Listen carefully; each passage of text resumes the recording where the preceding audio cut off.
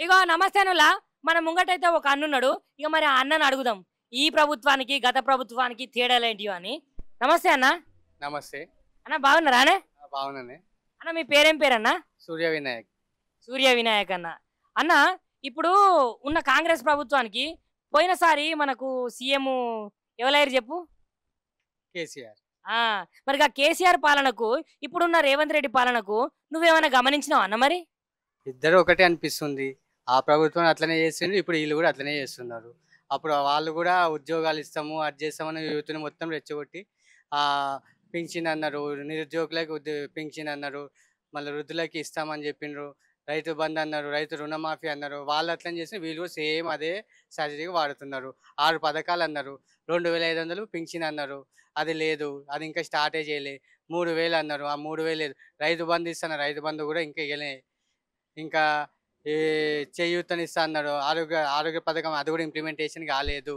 ఇక చెప్పుకుంటూ పోతే ఈ ప్రభుత్వం కూడా గత ప్రభుత్వం కంటే ఇంకా వీళ్ళు కూడా అదే మాదిరిగా పనిచేస్తున్నారు.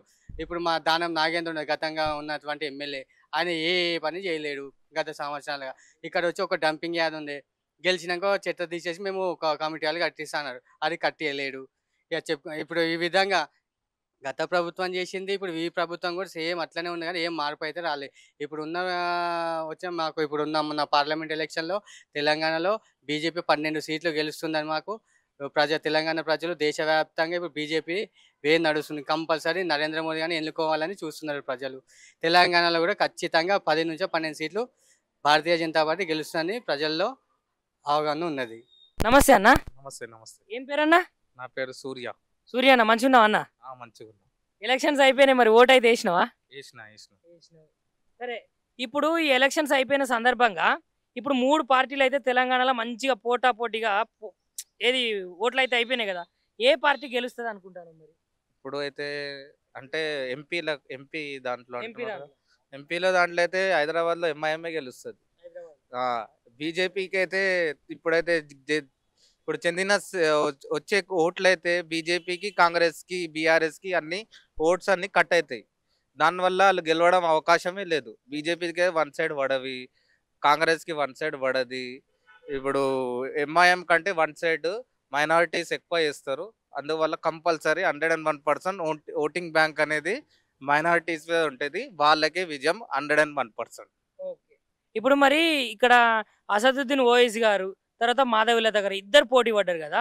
మరి మాధవీలత గారు బాగానే ప్రచారం చేసిర్రు అని జనాలు అందరూ అనుకుంటారు. మరి బీజేపీ గెలుస్తుంది కావచ్చు అని. ప్రచారం అనేది ముఖ్యం కాదు. ఇక్కడ ప్రచారం ప్రతి ఒక్కరు చేస్తారు, ప్రతి ఒక్కరు హామీలు ఇస్తారు. కానీ ఇప్పుడు నైజాం నుంచి చూసుకుంటూ వస్తే ఇప్పుడు మైనారిటీస్ ఎక్కువ శాతం ఉండేది హైదరాబాద్లో. ఇక్కడ మొత్తము వాళ్ళకు ఉన్న పార్టీ ఏకైక పార్టీ ఒకటే, అది ఏదంటే పతంగ్ పార్టీ. దాని తప్పితే వేరే పార్టీకి వాళ్ళు వేయరు. 101%.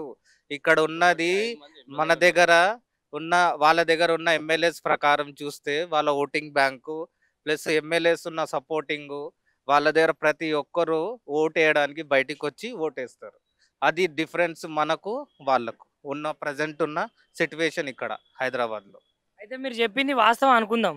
కాకపోతే ఇప్పుడు ఈ ప్రచారంలో భాగంగానే మాధవీలత గారు ఇట్లా అనుకుంటా మొత్తం పతంగి పార్టీని ఖచ్చితంగా గెలవనీయము, పతంగికి ఉన్న దారాన్ని మొత్తం తెంపేస్తాము, ఈ హైదరాబాద్లో జెండా వాతేది ఖచ్చితంగా మేమే అని ఒకసారి చెప్పింది కదా. చెప్తారు, అందరు చెప్తారు, ప్రతి ఒక్కరు చెప్తారు. ఇప్పుడైతే స్టార్ట్ అయ్యింది. మాధవీలత ముందుకు వచ్చిర్రు. ఇప్పుడైతే స్టార్ట్ అయింది. ఇంకా ఇప్పుడే ప్రజలకు తెలుస్తుంది. ఒక్కొక్కరు ముందలు వచ్చిండ్రు. ఇప్పుడు ఇంతకు ముందుకు మేము బీఆర్ఎస్కి నమ్మినాం. టీఆర్ఎస్ వాళ్ళు బీఆర్ఎస్ వాళ్ళు చేసింది అది మేము చూస్తున్నాము. దాని తర్వాత మాకు నచ్చలేదు. అందు గురించి ఏం చేసినాము, కాంగ్రెస్ వైపు తిరిగినాము.